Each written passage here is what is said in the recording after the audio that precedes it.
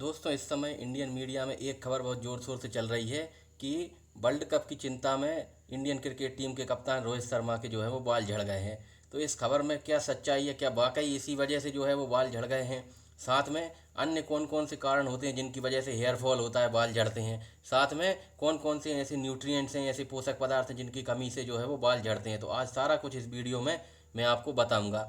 साथ में ये भी बताऊंगा कि आप किस तरह से जो है वो अपने हेयर फॉल को कंट्रोल में कर सकते हैं। तो दोस्तों, डॉक्टर स्टेथो हेल्थ चैनल में आपका स्वागत है। दोस्तों, सबसे प्रमुख कारण जो है जिसकी वजह से हेयर फॉल होता है वो है हमारे शरीर में जो है वो प्रोटीन की कमी। अगर शरीर में जो है वो प्रोटीन की कमी हो जाती है तो बाल जो है वो कमज़ोर होने लगते हैं और तेज़ी से झड़ने लगते हैं। साथ में अगर आप सही वक्त पे जो है वो प्रोटीन की कमी के इशारे पहचान लेंगे तो बालों के झड़ने को आप कंट्रोल में कर सकते हैं। जो कि ऐसा मान सकते हैं कि अगर किसी व्यक्ति के अचानक से बाल झड़ने लगते हैं, साथ ही नाखून भी कमज़ोर होने लगते हैं और आसानी से टूट जाते हैं, ब्रिटल हो जाते हैं एकदम, तो ऐसी स्थिति में हम जो है वो हमको समझ जाना चाहिए कहीं ना कहीं बॉडी में जो है वो प्रोटीन की कमी हो रही है। साथ में जब प्रोटीन की कमी होती है तो हमारा जो इम्यून सिस्टम होता है, यानी जो हमारी इम्यूनिटी होती है, वो भी कमज़ोर होने लगती है, क्योंकि हमारे जो ज़्यादातर एंजाइम्स और हार्मोन्स होते हैं वो प्रोटीन से ही बने होते हैं। और ऐसी स्थिति में जब प्रोटीन की कमी होती है तो वो एंजाइम्स और हार्मोन्स ठीक तरह से काम नहीं कर पाते और साथ में हमारी जो इम्यूनिटी है इस वजह से कमज़ोर होने लगती है।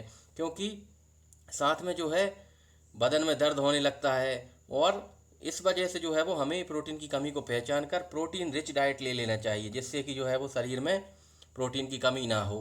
तो प्रोटीन हासिल करने के लिए क्या क्या खाएं जिससे कि हमें पर्याप्त मात्रा में प्रोटीन मिल जाए? तो इसके लिए आप दाल खा सकते हैं, जैसे कि मूंग की दाल, जिसको हम सबसे बेस्ट मानते हैं वेजिटेरियन सोर्सेज में। अगर हम माने तो एक तो सोयाबीन होता है और दूसरा मूंग की दाल। अब सोयाबीन को जो है वो खाया नहीं जा सकता है ऐसे, तो बचती है मूंग की दाल। इसमें जो है वो भरपूर मात्रा में प्रोटीन होता है।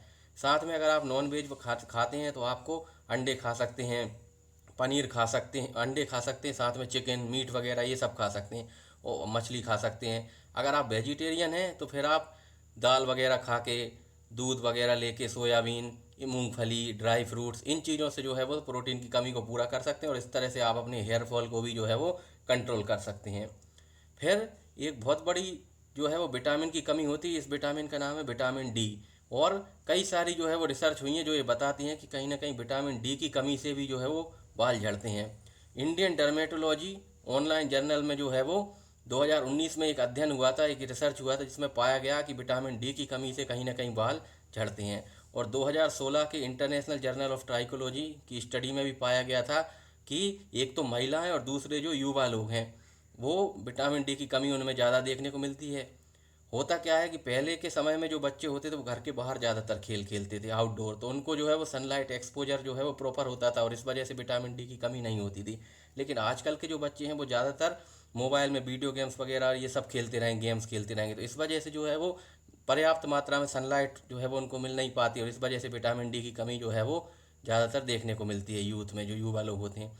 साथ में international journal of molecular sciences में भी एक रिव्यू में पाया गया था कि जिन लोगों को एलोपेशिया की शिकायत है और एक एक और बीमारी होती है जिसे हम एलोपेशिया एरियाटा बोलते हैं, जिसमें कि एक खास एरिया में कुछ पैचेस में जो है वो हेयर लॉस होता है। और इस समय जो रोहित शर्मा का जो हेयर फॉल हुआ है वो भी इसी तरह का है, मिलता जुलता, क्योंकि वहाँ पर एक पैच बन गया है, एक पूरा पैच बन गया है और इस तरह के हेयर फॉल को हम एलोपेशिया एरियाटा बोलते हैं। तो ये भी कहीं ना कहीं विटामिन डी की कमी से होता है। अब विटामिन डी जो है वो अगर कमी है तो उसके लिए कैसे पता करें? तो उसके लिए हम ब्लड टेस्ट करा सकते हैं और ब्लड टेस्ट में अगर विटामिन डी 30 से कम मिलता है, 30, तो उससे कम मिलता है तो फिर हम जो है विटामिन डी के सैचेट आते हैं जिनको हम दूध में घोल के पी सकते हैं। कुछ कैप्सूल्स भी आते हैं, उनको हफ्ते में एक बार लिया जाता है। ऐसा 4 से 8 सप्ताह तक, 4 to 8 वीक्स तक ऐसा करने की सलाह दी जाती है, जिससे कि जो है विटामिन डी की कमी शरीर में पूरी हो जाती है और इस तरह से हम हेयर लॉस को कम कर सकते हैं।